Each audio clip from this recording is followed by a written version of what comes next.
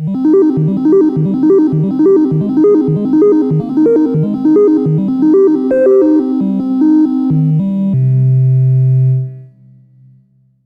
patch the Yamaha CS-30 from 1977.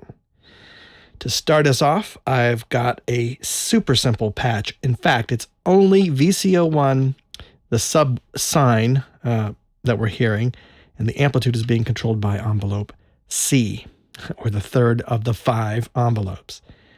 This is not a tutorial, so we're just going to follow our noses and try to make something nice and fun. And I don't know, today kind of feels like a pulse width modulation day. What do you think? I think so. Okay, so to kick that off, we're going to need to kill that sub sine. We're going to need to pull VCF1 into the VCA. And we're going to need to set up VCF1 with a square wave and open the filter a little bit.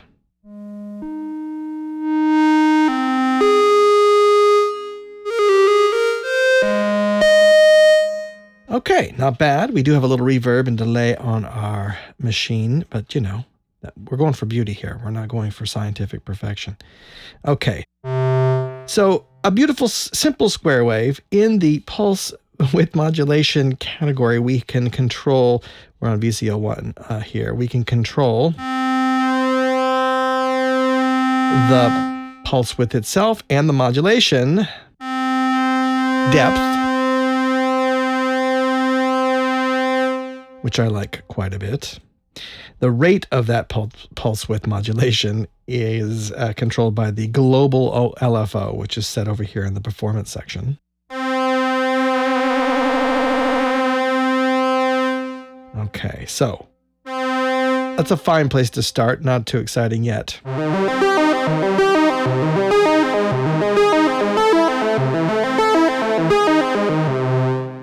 Pretty great though. And this has quite a range. Let's just listen to it.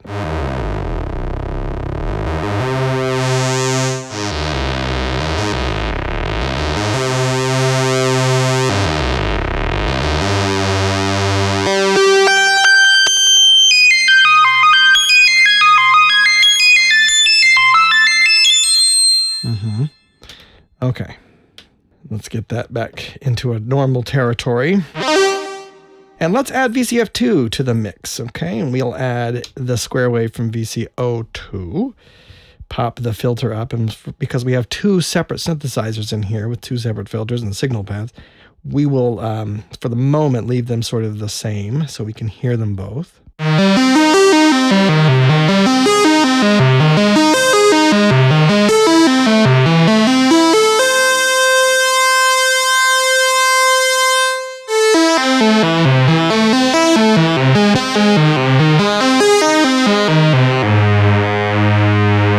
We can detune VCO1,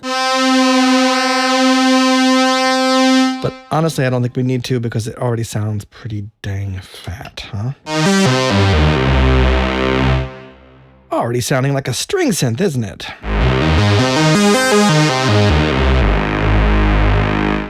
So we are controlling the VCAs with envelope C, and so if we, we've got a long attack time already. I'm going to change the trigger mode to single so we can play legato. Of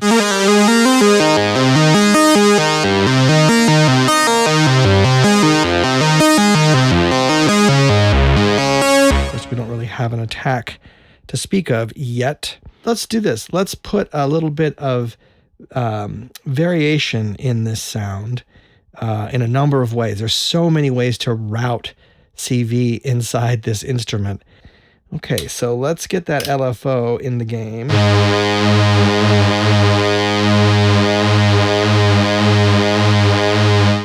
And what I'm going to do is give us mod depth on the filter. Let me also add it to the pitch, just a touch. Okay, let's do one thing at a time so we can hear it.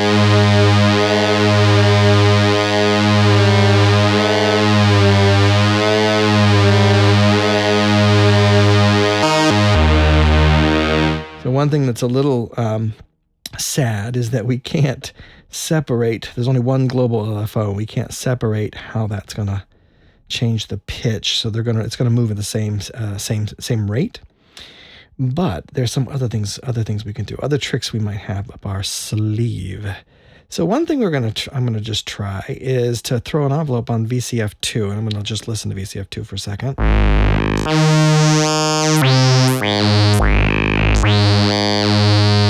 Okay, so let's this is the inverse of A. This is going to be envelope B, or our second envelope. Maybe what we'll do is...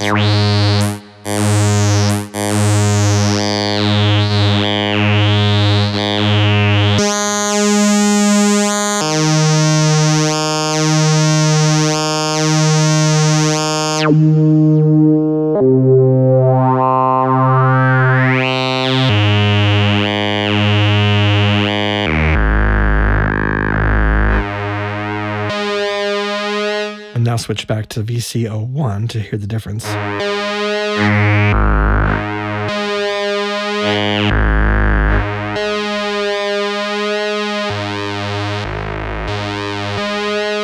I do want to keep them spread apart octave-wise. So now let's do the same thing with VCF1.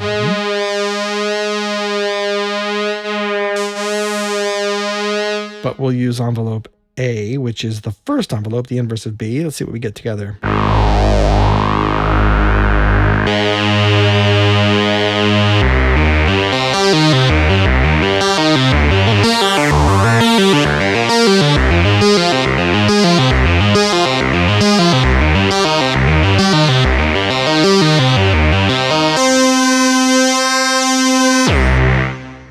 Okay, not a bad start. Well, let's introduce the sequencer into the game because, boy, it's fun. And not for notes. What we want to do is use the sequencer to step through. Well, let's let it trigger envelope E, our fifth envelope. Okay, so now that's going to move at a certain pace. And I'm going to use that to change the speed of the global LFO.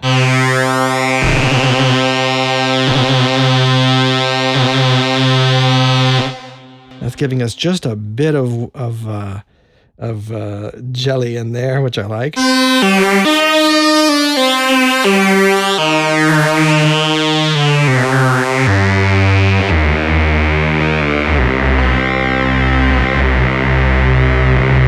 And we can fatten the whole thing up with our sub again.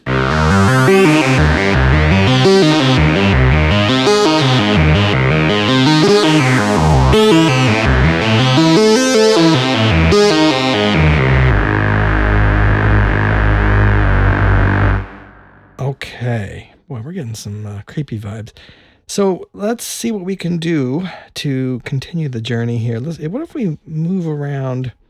We're only using sine waves right now for the LFO, but that's okay. Let's see what we do, what happens if we mix up VCA a little bit on the amplitude.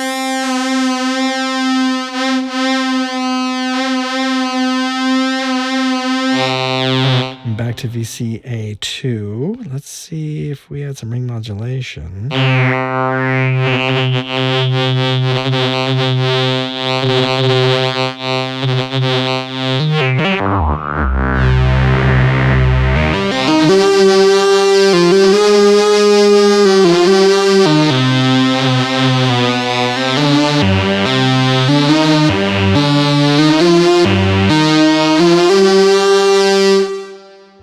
Pretty great. Okay, but we're not getting weird enough here yet. Oh my goodness, we can add the sawtooth. Forgot about this, from VCO2 into VCF1 because it's playing in there. Yeah, we'll have to turn this all down to hear it. Let's see what we can do here.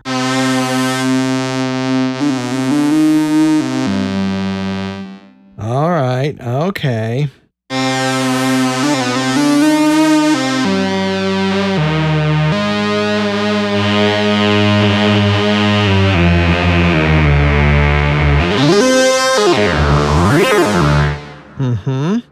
All right. And what if, let's just experiment a little bit if we change our...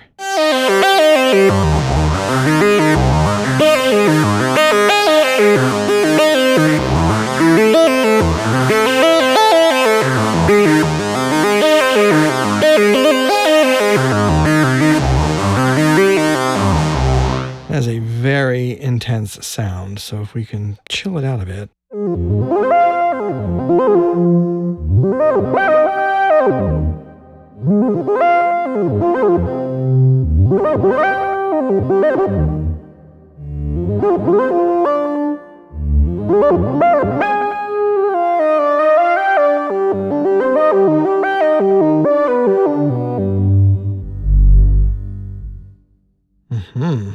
Let's move the filter around a little bit. Let's let it be jagged. Why not? In fact,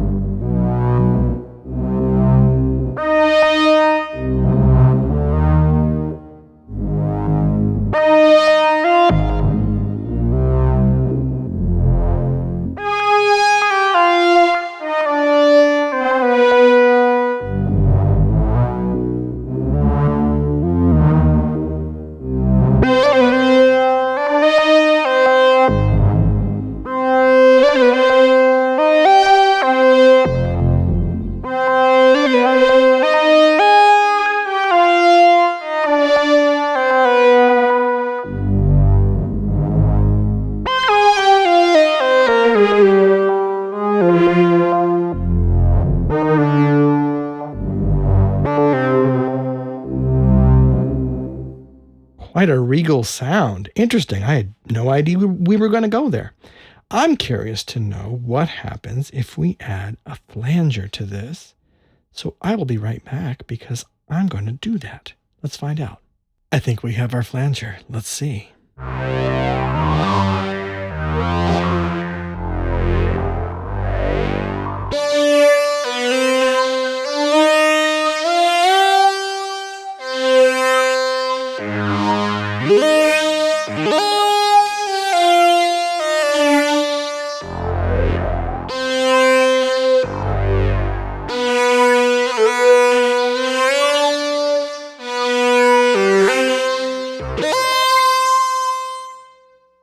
And if we were to make this a little snappier.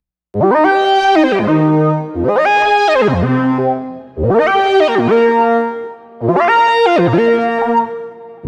we are. A monophonic string section on the Yamaha CS-30 with flange. There you have it. Thank you so much for joining me. And until next time, be well.